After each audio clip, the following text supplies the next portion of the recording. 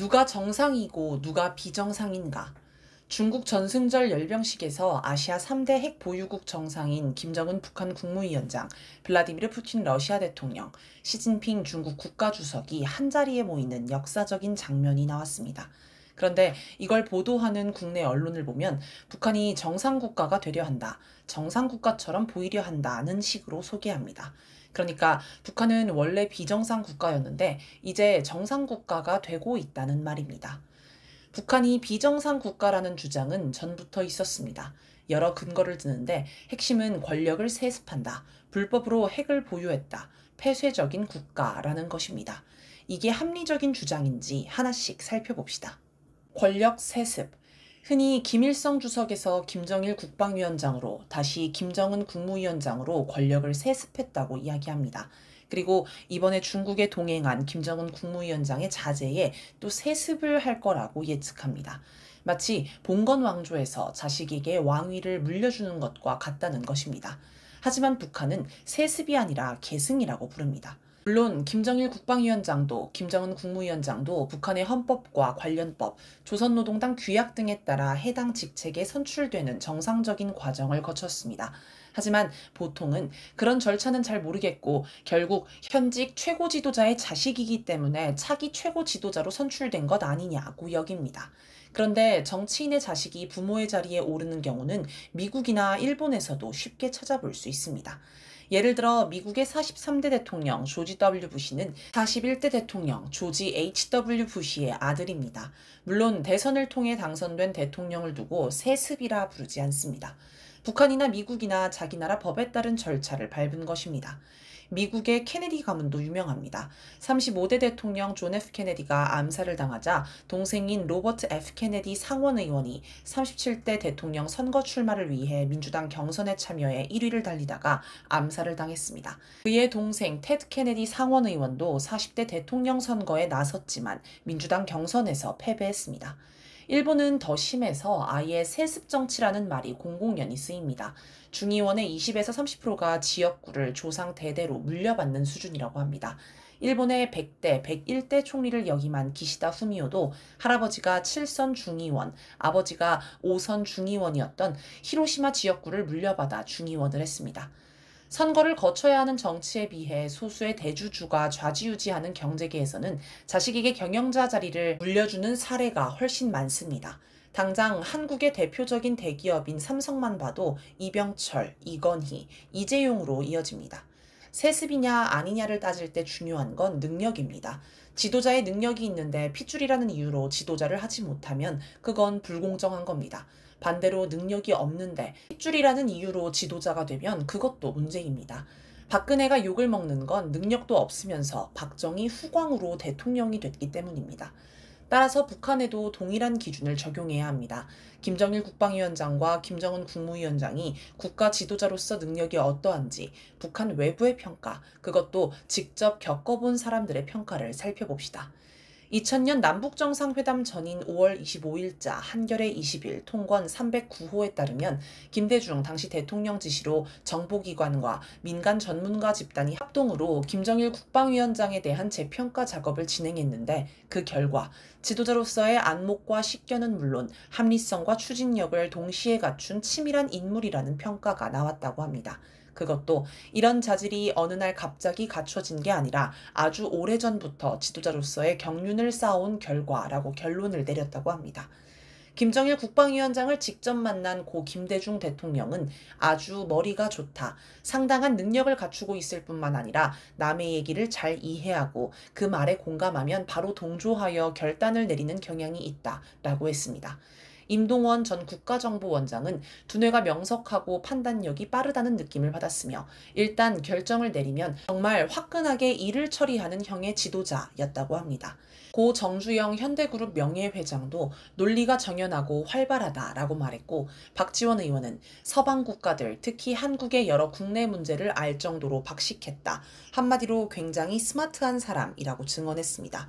김민하 민주평통 전 수석 부의장도 판단력이 빠르고 유머 감각과 회의장을 주도해 나가는 능력이 탁월했다라고 했습니다. 장성민 전 의원은 김정일 국방위원장의 외교를 두고 분위기를 금세 끝없는 유머와 순발력 있는 농담으로 바꾸면서 자신의 해박한 지식으로 좌중을 휘어잡는 카리스마를 유감없이 발휘하는 스타일이라고 설명했습니다. 또 이런 과정에서 외교 상대는 어느새 주도권을 김정일 국방위원장에게 넘겨주고 만다면서 이런 탁월한 외교술은 거침없고 직선적인 성격에 좌중을 휘어잡는 유머 감각과 해박한 지식에서 나온다고 평가했습니다. 해외 인사들의 증언도 있습니다. 블라디미르 푸틴 대통령은 국제 상황을 객관적으로 이해하는 완전한 현대인, 주권 국가의 이해와 국방 문제 등 어떤 문제도 함께 논의할 수 있다는 생각을 들게 한 매우 정통한 인물이라고 했습니다. 올레그 셰닌 전 소련 공산당 의장은 국제 정세와 외교 정책들에 대해 자세히 파악하고 있었다라고 했고, 콘스탄틴 플리코프스키 전 러시아 극동연방지구 대통령 전권 대표는 풍부한 지식과 정보를 가진 상식 있는 사람이라고 했습니다. 탕자시안 전 중국 외교부장은 두뇌 회전이 빨랐고 사물에 대한 반응도 민첩하다고 했으며, 매들린 올브라이트 전 미국 국무부 장관은 합리적인 대화자라고 했습니다. 김정은 국무위원장에 관해서도 많은 이들이 실력을 인정하는 증언을 했습니다. 문재인 전 대통령은 상당히 유연성이 있고 결단력이 있는 인물, 매우 솔직하고 의욕적이며 강한 결단력을 보여줬다. 국제적인 감각도 있다라고 하였습니다. 박지원 의원은 굉장히 진취적이었다. 시대에 맞는 사고를 하고 있다고 느꼈다. 통 크고 화통하다. 그리고 유머러스하고 좌중을 끌어안는 카리스마를 가지고 있다. 판단도 빠르다라고 했습니다. 한완상 전 부총리는 서방 지도자도 따라하기 힘들 정도로 열려있는 걸 봤다라고 했습니다. 최종희 언어와 생각연구소 공동대표는 몇 달간 김정은 국무위원장의 언어를 분석한 끝에 솔직하고 단도직입적이고 세심하고 논리적이며 총명한 지도자라는 결론을 얻었다고 합니다.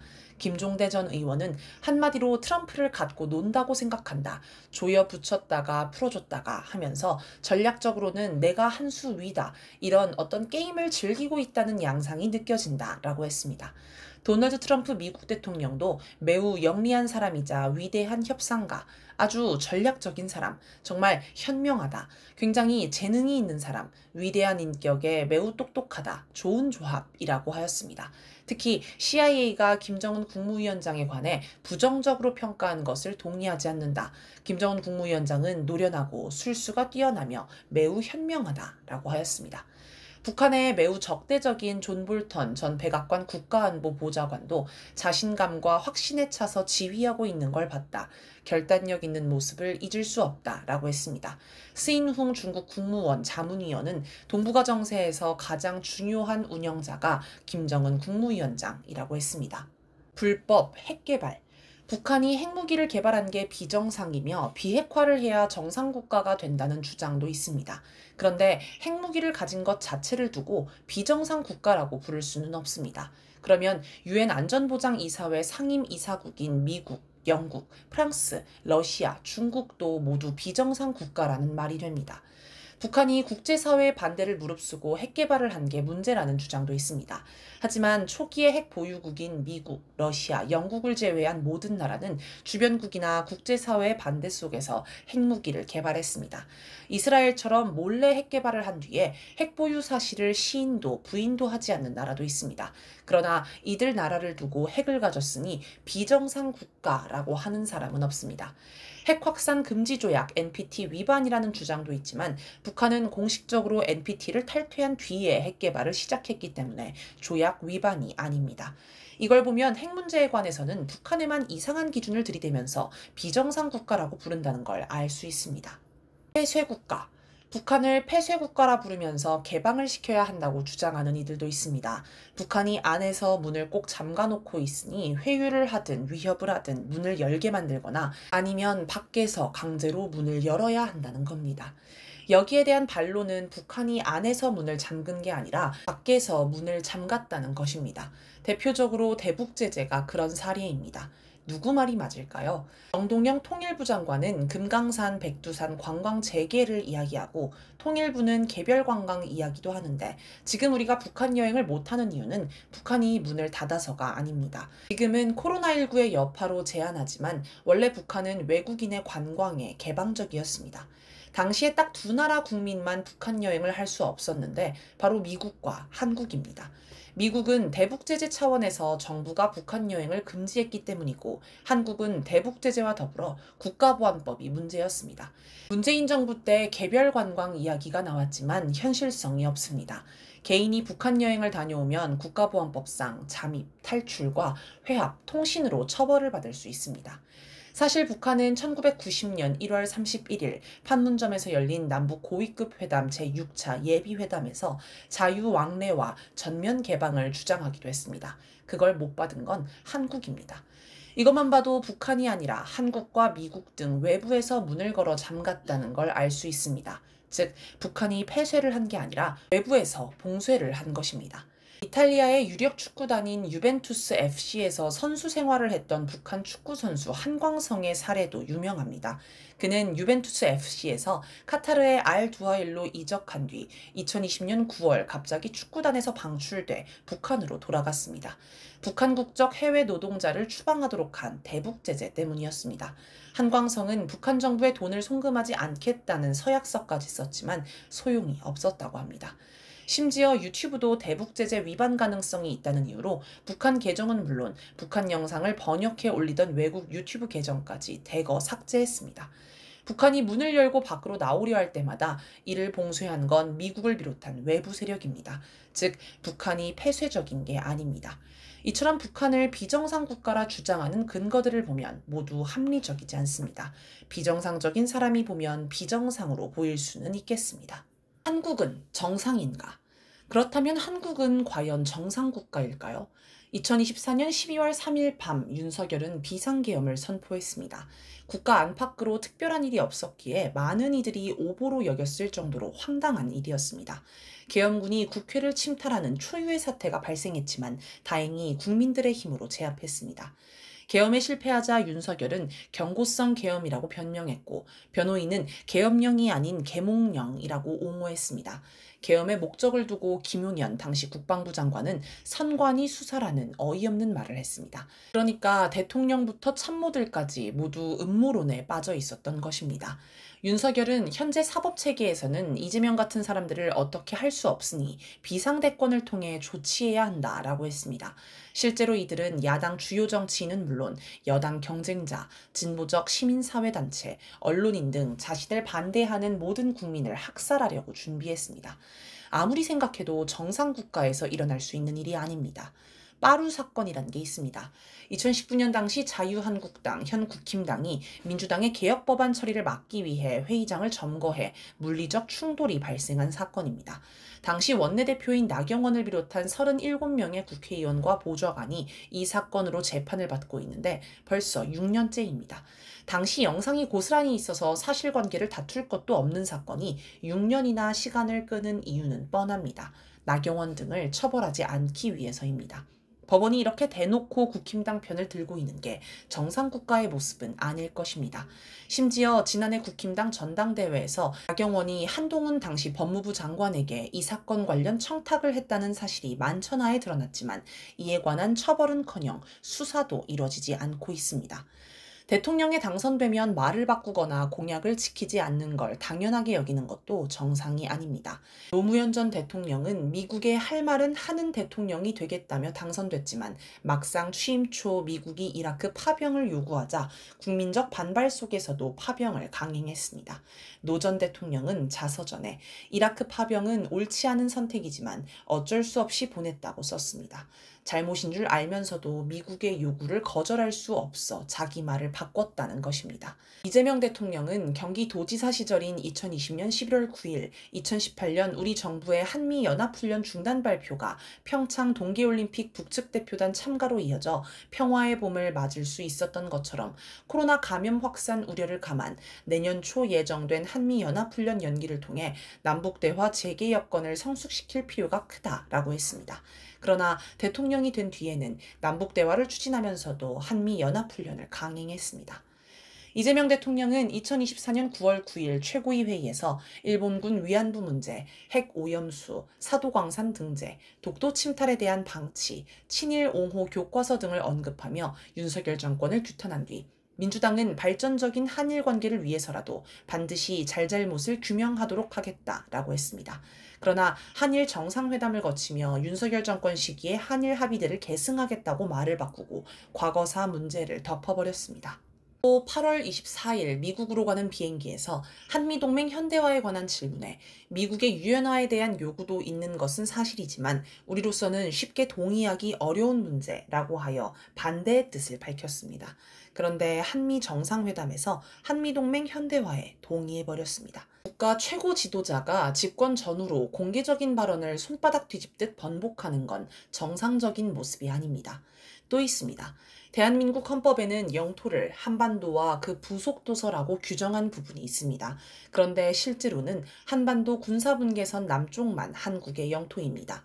헌법의 버젓이 현실과 다른 내용이 있는데 수십 년 동안 아무도 이걸 고치자고 하지 않았습니다. 희한한 일입니다. 헌법에는 또 자유민주적 기본질서에 입각한 평화적 통일정책이라는 내용도 나옵니다. 명백한 흡수통일 조항입니다. 그런데 역대 대통령은 하나같이 흡수통일 의지가 없다고 표방해왔습니다. 헌법을 위반한 것 아닌가요? 헌법과 국가보안법에 따르면 북한은 반국가 단체입니다. 그러면 북한이 유엔에 가입할 때 반대했어야 합니다. 하지만 그렇게 하지 않았습니다.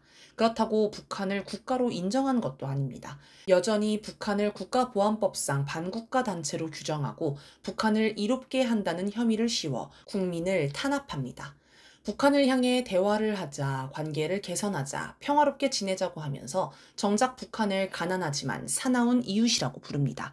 그러고는 북한을 점령하는 내용의 한미연합훈련을 합니다. 북한이 비핵화를 요구하는 한 대화할 수 없다고 하는데도 끊임없이 비핵화를 주장합니다. 이런 나라가 정말 정상국가 맞나요? 미국은 정상인가? 트럼프 대통령은 무역 적자를 해소한다며 갑자기 전 세계를 상대로 관세 폭탄을 던졌습니다. 기존의 무역 협정을 다 무시한 불법, 무법 행위입니다. 그냥 국제 깡패 짓을 대놓고 태연하게 합니다.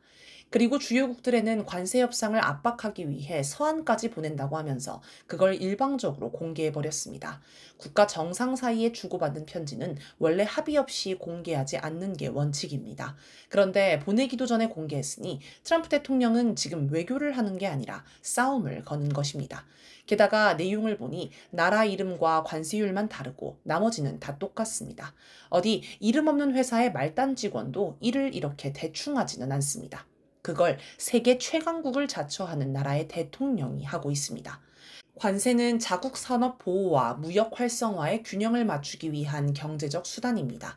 그런데 트럼프 대통령은 이걸 일종의 외교 무기, 나아가 내정 간섭 수단으로 쓰고 있습니다. 예를 들어 브라질을 향해서는 내란을 시도한 전직 대통령을 석방하라며 관세를 50%로 올렸습니다. 남의 나라 범죄자를 석방하라는 건 당연히 내정 간섭입니다. 한국을 향해서도 내정 간섭을 합니다. 한미 정상회담을 앞두고 갑자기 숙청, 혁명 같은 단어를 소셜미디어에 올려 이재명 대통령을 압박했습니다. 과거에는 문재인 전 대통령을 향해 한국은 우리 승인 없이 아무것도 하지 않을 것이라며 한국을 미국의 속국으로 취급하는 발언을 했습니다. 최근에는 마약 단속을 핑계로 베네수엘라 인근에 군함을 대거 파견했습니다.